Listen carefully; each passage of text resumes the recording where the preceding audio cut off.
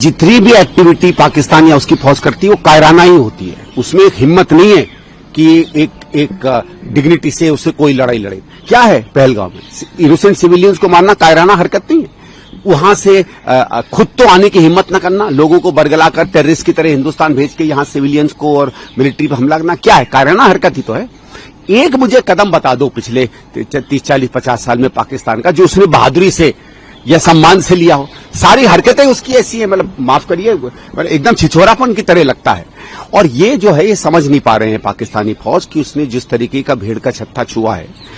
भाई हमने पहले कई बार रिस्ट्रेंट से किया, कहा कि यार मत करो, बहुत हो गया। और एक आध बार उन्हें थोड़ी सी अकलमंदी दिखाई, थोड़ा आगे बढ़े फिर पीछे हो गए, जैसे बालाकोट में किया था। कर देते, हमने 9 जगह हमला किया था, छोटा मोटा आपको जो अपनी पब्लिक को इन्फॉर्म करना था कर करा के। लेकिन दिक्कत क्या है ना, वहां की फौज अब मुझे नहीं लगता कि उसको कोई समझ बची है। अब वो उनके फौज के जनरल हैं, कौन है, मैं उसमें नहीं जाना चाहता, कोई अटकलें नहीं लगाना चाहता, क्योंकि मुझे नहीं लगता कि उनके हुक्मरान हैं उसमें किसी में कोई बहुत बड़ा अंतर है। लेकिन पाकिस्तान बुरी तरह फंस गया है। एक तरफ उसकी अपनी बर्बादी है और एक तरफ उसके ये झूठे आत्मसम्मान की जो लड़ाई के पीछे वो पड़ा हुआ है, उसे चुनना पड़ेगा। सम्मान से अगर वो जीना चाहता है, वो चाहता है कि पाकिस्तान एक बना रहे, तो इस समय चुप होकर बात कर ले, लड़ाई खत्म करे, क्योंकि जो वो लड़ाई कर रहा है वो उसकी तरफ से हो रही है। ये बात साफ रखिएगा। पहले वो हमला करते हैं, फिर हम उसी का जवाब देते हैं। भाई हमने 9 जगहों पर हमला किया, ठीक है, और उनके केवल टेररिस्ट ठिकाने, कहीं जगह वो बता देते हैं ना कि वो टेररिस्ट ठिकाने नहीं है। चलो मैक्सिमम उनका ये कहना था कि किसी जमाने में ये हेडक्वार्टर था, इससे ज्यादा वो कोई आर्ग्यूमेंट नहीं दे पाए। तो था तो आज भी वहां कुछ न कुछ है जो टेररिस्ट से लिंक है। मैं तो मान रहा हूं कि चलो एक बार को उनकी बात हम समझ भी लें। और बाकी जिन्होंने 7-8 लॉन्च पैड्स हैं जो क्लियरली एरिया जिनको हमने मारा, हमने टेररिस्ट अड्डों को मारा। आपने हमारे शहरों पे हमला करने की कोशिश की, आपने पूंछ में सिविलियंस को मारा। अरे हिम्मत थी, आप कम से कम हमारी मिलिट्री एस्टैब्लिशमेंट पे हमला करने की कोशिश करते ना।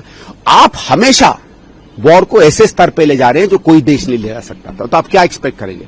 और जब हम जवाबी हमला करते हैं तो आपके दांत खट्टे हो जाते हैं, फिर खिसियानी बिल्ली की तरह कुछ आप करने की कोशिश करते हैं। तो यही आप बार बार क्या करते रहेंगे। लेकिन उनको इतना याद होना चाहिए कि अगर वो लड़ाई चाहेंगे तो फिर लड़ाई उन्हें मिलेगी, वॉर मिलेगी। ये ऑपरेशन जो सिंदूर हमने किया है, जो पाकिस्तान द्वारा इंडिया में आतंकवाद फैलाने की जो इनकी एक हिम्मत 22 अप्रैल 2025 को इन्होंने की थी, इसके जवाब में भारतीय सेना, भारतीय वायुसेना और भारतीय नौसेना ने जो जवाब दिया है, पूरा देश उनके साथ है। क्योंकि पाकिस्तान ये जो टेररिस्ट ऑर्गेनाइजेशंस को पनाह दे रहा है, उनको ट्रेनिंग दे रहा है और जो उनका फंडिंग कर रहा है, इसका बंद होना बहुत जरूरी है। क्योंकि 1986 से लेके अभी तक 39 ईयर से हम इस आतंकवाद की समस्या से जूझ रहे हैं। अब इस आतंकवाद की समस्या को फुल स्टॉप लगाने का टाइम आ गया है।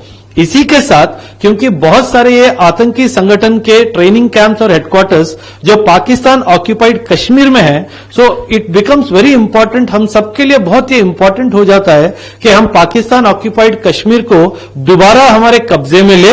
इसके लिए अगर जरूरत पड़ने पर सैन्य कार्रवाई भी की जाए, जरूरत पड़ने पर हमारे एयरफोर्स और नेवी का इस्तेमाल भी की जाए, और पीओके को हम स्वाधीन करने के बाद जितने भी टेररिस्ट ऑर्गेनाइजेशन के कैंप्स पीओके में हैं, उन सबको तबाह करने की भी जरूरत है। पाकिस्तान को टैकल करने के लिए अपन का आर्मी फोर्सेस क्या होना चाहिए? सी हमारे पास जो आर्म्ड फोर्सेस है, air force, navy and Indian army, हम पिछले कुछ दिनों से जो हम आतंकी गतिविधियों के खिलाफ जो हमने एक जंग छेड़ी है, इस जंग में हमने इंडियन आर्टिलरी का इस्तेमाल किया है। इंडियन आर्टिलरी के पास जो मीडियम गन्स है, जो मिसाइल सिस्टम्स है, और उसी तरह ही एयरफोर्स के फाइटर जेट्स का, और इंडियन नेवी आईएनएस जो विक्रांत हमारा वहां पे अरेबियन सी में डिप्लॉयड है, इसकी मदद से हमने पाकिस्तान को एक जवाबी हमले में बहुत बड़ा नुकसान हमने पहुंचाया है। As you can see, Pakistan has used its artillery, its infantry mortars and also missiles along with the drones to attack the 4 borderline states of India like Jammu and Kashmir, Punjab, Rajasthan and Gujarat. The Indian Navy of India that has already been deployed in the Arabian Sea, if we are aware, has destroyed the Karachi port. A major damage is reported to the Karachi port that we have reported in the yesterday night of Pakistan's attack on India. Along with that, we have also deployed the S-400 missile defense system along the entire border with an intention to create a missile defense shield like kind of a thing. A missile shield has been created to attack and destroy any of the Pakistani drones, missiles or fighter jets. Along with this S-400, India is also using its indigenously built Akash missiles, which is a surface-to-air missile, in destroying the incoming fighter jets of Pakistan, the cruise missiles that Pakistan is going to use against India, and also the drones that Pakistan is using against India. So this is turning out to be a battle of missiles and a battle of anti-missile defense system. देखिए, इस समय सबसे पहले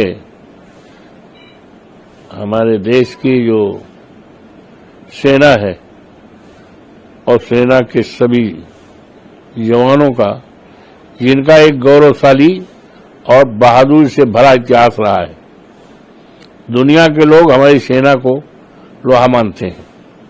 तो मैं सेना के जवानों को बधाई देता हूं। और इस अवसर पर हमारे देश की मान्यता रही है, जब भी देश में कभी कोई इस तरह का हमला या संकट हुआ है, सभी सम्मानित देशवासियों ने एक राय, एक मन बनाकर, एक झंडे के नीचे खड़े होकर के उसका मुकाबला करने का एक इतिहास बनाया है। इस बार भी हमारे सभी सम्मानित दो तुल्य देशवासियों ने एकता का परिचय देते हुए, सभी राजनीतिक पार्टियों ने, देशवासियों ने इस घड़ी में आतंकवाद जहां से शुरू हुआ है, उस आतंकवाद और आतंकवादियों के जो ठिकाने हैं, उस ठिकानों को जड़ से समाप्त करने का जो बहादुरी से भरा हमारा सेना के जवानों का हौसला बढ़ता जा रहा है। मुझे उम्मीद है कि 48 घंटे के अंदर पूरी तरह से हमारी बहादुर सेना उन ठिकानों को तहस नहस करके हमेशा के लिए खात्मा कर देगी। कहीं भी फिर इस देश में आतंकवादियों का नामो निशान नहीं रहेगा। हमें याद है 65 में हम स्टूडेंट थे एमए के डीएवी कॉलेज कानपुर में, उस समय पाकिस्तान का अटैक हुआ था। हम लोगों ने हॉस्टल में रहते थे, एक टाइम का भोजन 90 पैसे का कूपन रहता था, दे दिया था सेना के जवानों के लिए। हमारे साथ जो बहनें थी क्लास में, उन्होंने अपने जेवरात सेना के लिए दिया है। तो हमारा देश का एक गौरवशाली इतिहास है और इस घड़ी में सभी सम्मानित देशवासियों को विनम्रतापूर्वक बधाई देते हुए आग्रह करता, निवेदन करता हूं कि इस घड़ी में एक राय, एक मन बना कर दी। और हमारी पार्टी, हमारे नेता माननीय अखिलेश जी ने सरकार को पूरी तरह से खुला समर्थन दिया और कहा इस घड़ी में सरकार जो भी कदम उठाएगी देश हित में, राष्ट्र में, देश की एकता और अखंडता को ध्यान में रखते हुए हमारी पार्टी पूरी तरह से कदम के साथ। हमारे नेता माननीय अखिलेश जी ने कह दिया। और कल बैठक थी दिल्ली में, तो हमारे नेता ने, अखिलेश यादव जी ने, हमारी पार्टी के जो वरिष्ठ नेता हैं प्रोफेसर राम गोपाल यादव जी, जो पार्टी के प्रमुख सचिव हैं, मुख्य प्रमुख सचिव हैं, उनको अधिकृत किया है जाने का और पूरी तरह से पार्टी के स्टैंड को क्लियर करने का कि पार्टी पूरी तरह से सरकार के कदम मिलाते हुए इस घड़ी में सरकार के साथ है, देश के साथ है।